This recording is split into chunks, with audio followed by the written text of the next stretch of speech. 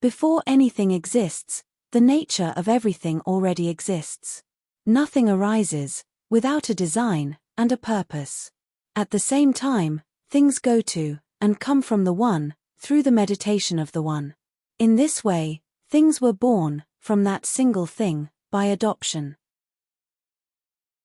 The nature of anything defines its destiny and its purpose.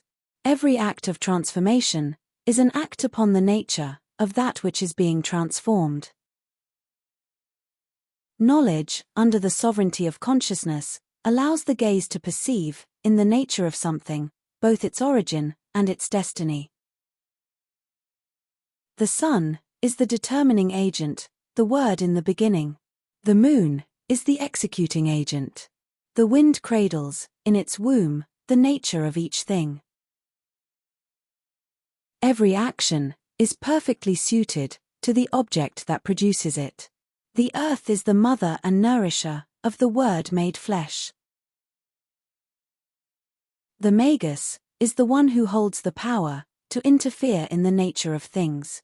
A magus cannot interfere at the beginning of things, but may interfere in the middle and in the end.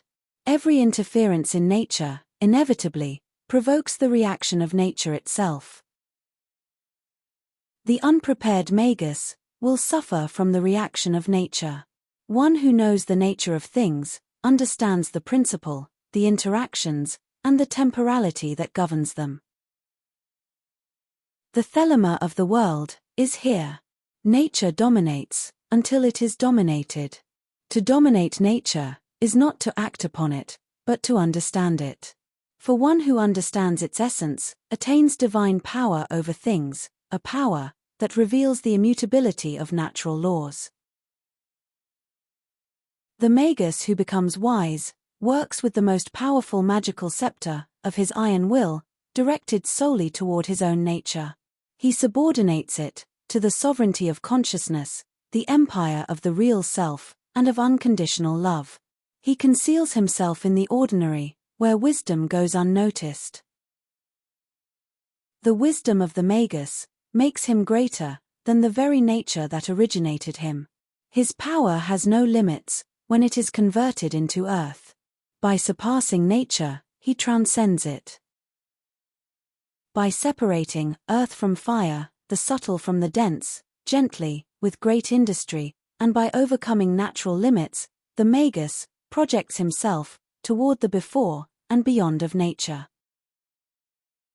Therefore, no wise magus submits to any action of permanence. The wisdom of the magus governs the action upon himself. Only a magus recognizes another magus. To attain this state is the greatest freedom, granted by nature itself, which forms the being. He ascends from earth to heaven, and descends again to earth. He gathers the force of superior and inferior things. Either the magus is formed from the nature that shapes him, or the being follows the path of beginning, middle, and end, eternalizing itself in the cycle of prime matter.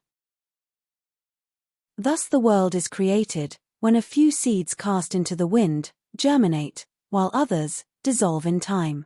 Only the adept breaks this cycle by obtaining the force of all forces, that which conquers the subtle and penetrates the dense. The vulgar succumb to false power.